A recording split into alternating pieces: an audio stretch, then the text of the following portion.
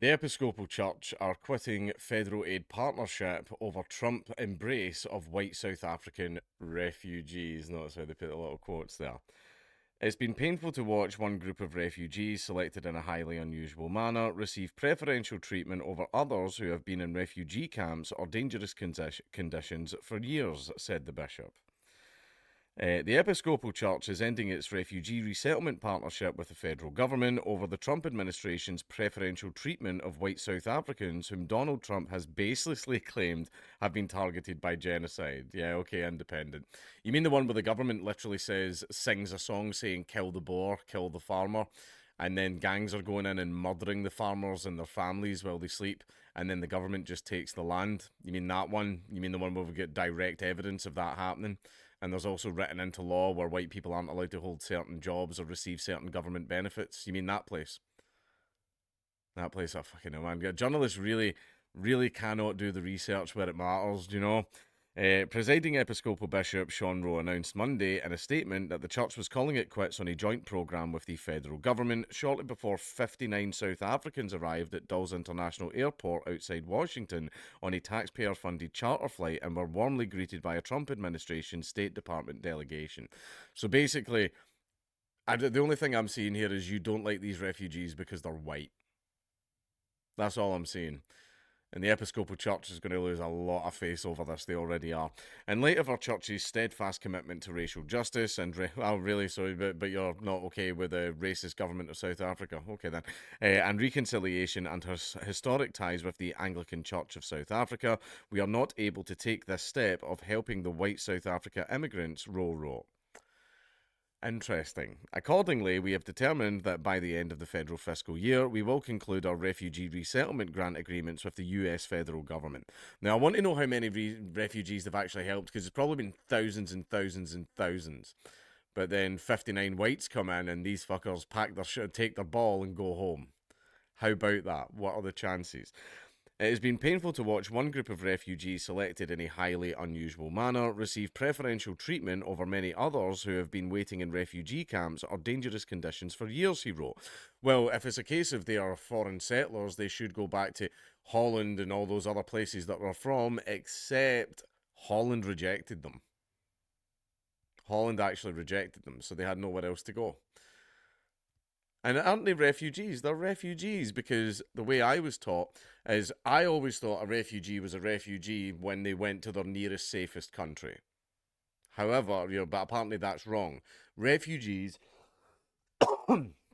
can literally pass through 18 different countries and finally arrive in the one that has the weakest checks on the benefit system so they can get the most money out of the government. How about that? They always end up in those ones, right? And then they're still refugees. So these white South Africans could have went to 30 different countries before landing in America and they would still be refugees. Right? Doesn't matter. Even if you move to a country when you're 6 and you've lived there until you're 66, you're still classed as a refugee. Right? Apparently, it doesn't matter. You're always a refugee. Everybody's a refugee. We need refugees because we get money from the government that way. But apparently, these ones don't count. It's really weird, that, isn't it? I wonder what it is that makes them don't count, because the only thing that I can see so far that differentiates them from the other refugees is the colour of their skin. Turns out the Episcopal Church is actually a racist institution. But anyway, Rowe noted that the previously bipartisan US refugee admissions program in which the church was active has already essentially shut down. Virtually no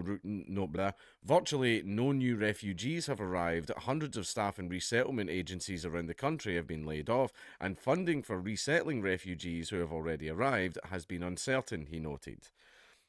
As Christians, we must be guided not by political vagaries, you just were, but by the sure and certain knowledge that the kingdom of God is revealed to us in the struggles of those on the margins.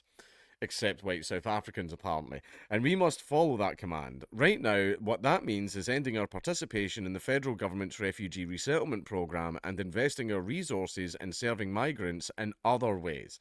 Okay, you know what, I'm just going to save it for the end. White South Africans descended from the largely Dutch Afrikaners who immigrated to South Africa centuries ago, long held an elevated status over the native black residents. The Afrikaners imposed the brutally discriminatory apartheid policies until they ended in 1990. They kept a small minority in the country in control of the country, to the suffering and impoverishment of the black majority. And you're right, apartheid was terrible. I'm not going to give any justification for that at all. Apartheid was a bad thing. However, South Africa is turning into an apartheid now, and these people are fleeing. Right, so you don't get to complain about one whilst not acknowledging the other. You're basically saying apartheid over whites is okay. These people are not refugees. We're not going to help them. And it's because of the colour of their skin. How about that? To this day, white farmers continue to own roughly 70% of commercial farmland in the country, even though white South Africans make up only about 7% of the population. I love how those kind of statistics matter when you need them. Earlier this year, Trump promised a rapid whites-only pathway to citizenship for the Afrikaners after he was... well, it wasn't a case of whites only, it's because they are... It wasn't whites only, it's because whites are being prejudiced against. Whites are being prejudiced against. Like, let's say... if everything kicked off in Northern Ireland again and the Protestants started fleeing the country, if they started coming over to Britain, but you weren't people going, oh, so it's Protestants only. No, it's not that it's Protestants only, it's that they're the people actively being persecuted against. Even though in the past it was the other way around, but let's not get into that today. Earlier this year, I've just read that. After he was reportedly pressed on the issue by tech billionaire and Doge hatchet man, Elon Musk, who was born and raised in apartheid South Africa.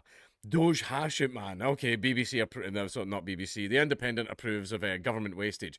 It approves of tax money being taken and not being given to those in need. It loves it being frittered away on seeing how fast a shrimp can run on a treadmill. So you approve of government wastage. You want higher taxation, but you also want the government wastage then. You're an idiot. You're trying to bring about collapse.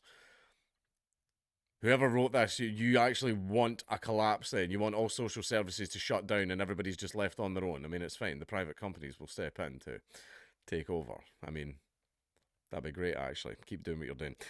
Roe wasn't only upset about Trump's fast-tracking American citizenship for white South Africans. I am saddened and ashamed that many of the refugees who are being denied entrance to the United States are brave people who worked alongside our military in Iraq and Afghanistan. We did kind of fuck them over. that's where we fucked them over. But anyway, and now face danger at home because of their service to our country, Roe also wrote. Trump's favoured white South Africans jumped ahead of thousands of would-be refugees overseas who have been undergoing years of vetting and processing.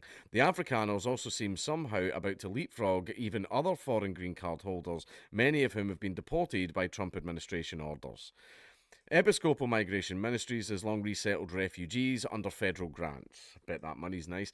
Rose says that government officials contacted the church last month and said it expected the ministry to resettle some of the South Africans. South Africa's government has strongly denied Donald Trump's allegations of discriminatory treatment of its white minority residents and considers the claim of genocide against them preposterous. Well, of course they're going to say that. Of course they're going to say that. Nobody that's committing a genocide ever bloody admits to it. They're not going to turn around to the rest of the world and go, yeah, we're doing that. Because then you're going to get UN and NATO and everybody breathing down your necks and you'll get sanctions and it's just going to be a very, very difficult time for you. Right? People tend to not admit when they're doing bad stuff, especially really dodgy people like the South African government. Now, in regards to the refugee thing, if the church was going, oh, we're helping all refugees, regardless of race, colour, ethnicity, blah, blah, blah, I'd be like, yeah, of course you are, you're a church. Of course. You know, we're all children of God. I mean, most of the refugees are actually Islam and fucking despise our God, but... Our God. I mean, the God. But basically, I'm like, okay, I get it. You know, turn the other cheek, all that other stuff. I get it. Right. So, see if he says, oh yeah, we're going to help all refugees equally, we're going to help all migrants equally, whatever, then that's fine. I'm not happy about it, but that's fine. I get it.